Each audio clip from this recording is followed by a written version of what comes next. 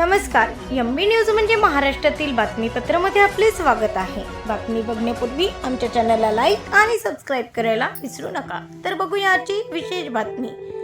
केंद्रीय मंत्री नितीन गडकरी यांनी आज नागपुरातील डॉक्टर बाबासाहेब आंबेडकर आंतरराष्ट्रीय विमानतळावरील रनवेच्या रिकारपेंटिंगची पाहणी केली।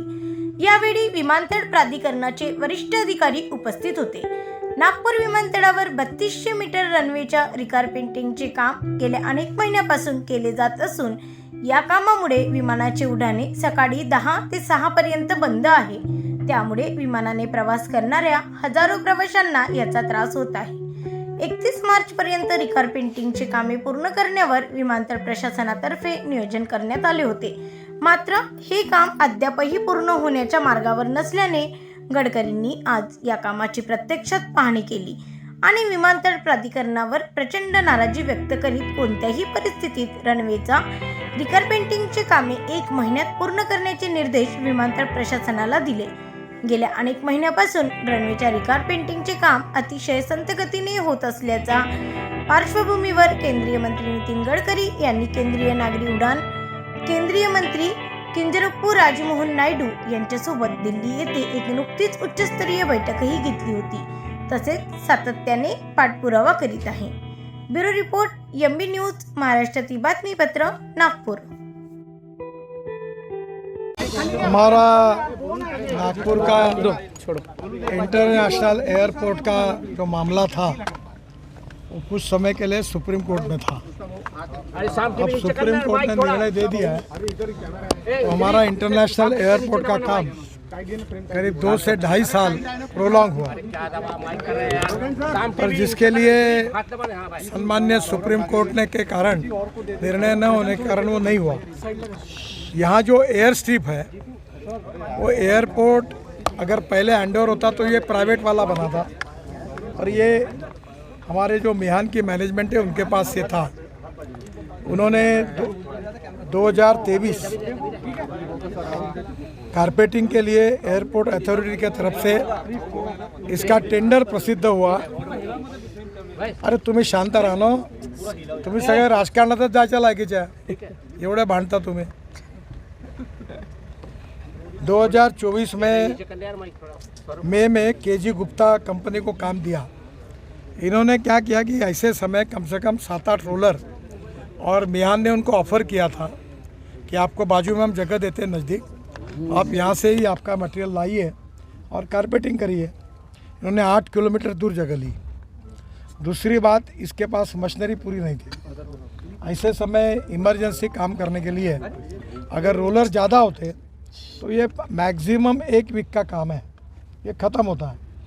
पर ये इसमें ऐसा हुआ कि काम शुरू होने के पहले ये इनका एक नियम है, उन्होंने कहा कि पहले से इन्होंने वो समय ये करके नोटिस दे दी और उसका परिणाम ये हुआ कि जो एविएशन वाली कंपनीज है उनने शेड्यूल बदला। शेड्यूल बदलने के कारण क्या हुआ कि टिकट रेट दुगने हो गए और सामान्य लोगों को इसकी बहुत तकलीफ़ हुई। इसके बाद में ये फर्स्ट लेयर जो है इसकी करेक्शन लेयर 80% कंप्लीट हुई है, सेकंड लेयर बीएम की है, थर्ड लेयर डीबीएम की है। अब ये 21 मई 2025 तक इसका समय दिया। आज मैंने एयरपोर्ट अथॉरिटी के दिल्ली के अधिकारियों से बातचीत की, यहाँ से भी की, और उनको कहा कि ये नागपुर की और यहाँ की जनता को दुगने टिकट भरने पड़े, इसके लिए आप जिम्मेदार हैं। क्योंकि अगर ये शेड्यूल नहीं चेंज करते तो उस शेड्यूल में उनके चॉइस से आते तो ये डबल टिकट लोगों को नहीं भुगतना पड़ता।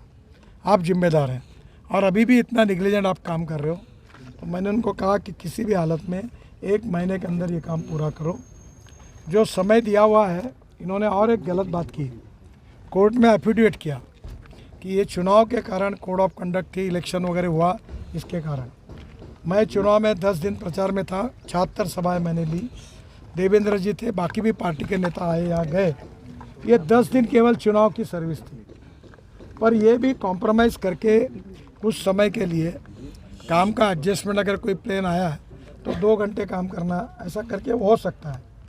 मैंने उनको बोला कि NHI में हमने मुंबई दिल्ली हाईवे 1370 किलोमीटर का 1 लाख करोड़ का 2 साल 1.5 साल में पूरा किया है, और तुम ये छोटे से 3-3.5 किलोमीटर के लिए आप इतना समय लगा रहे हो, तो ये हास्यास्पद है।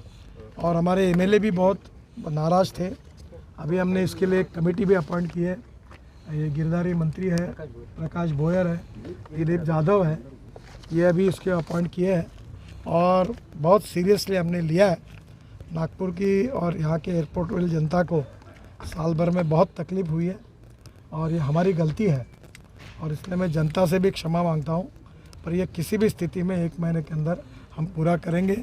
आज हमने सब ने मिलकर, आमदार मोहन मते जो मेरे साथ थे, हमने पूरा निरीक्षण एयर स्ट्रिप का किया है, और ये काम जल्दी करके ये जनता को राहत देंगे, ऐसा प्रयास करेंगे। ये एयरपोर्ट अभी जल्दी ही जो नई कंपनी है उसको हैंडओवर होगा, और फिर इसमें बहुत से प्रॉब्लम्स है, और ये प्रॉब्लम की अभी चर्चा करना इसलिए अनावश्यक है कि अब ये सब बदल रहा है। तो ये जैसी भी मैनेजमेंट होगी, तो नए एयरपोर्ट में हमारी जो कमेटी है उन्होंने सब प्रकार के लोगों के सुझाव, मीडिया के सुझाव इकट्ठा किए हैं, और वो मुझे दिखाने वाले हैं। आपके मार्फत भी कोई होंगे तो आज इस कमेटी के मेंबर का नाम लिया, उनके पास आपके सुझाव दीजिए। नए एयरपोर्ट में उन सब सुझावों की तरफ हम ध्यान देंगे। दिव्यांगों के लिए अलग अलग जगह पर चलना पड़ता है, उतरना पड़ता है, उसके बारे में भी हम चिंता करेंगे नए एयरपोर्ट में। और अब जो कुछ हुआ है उसके लिए मैं क्षमा प्रार्थी हूँ।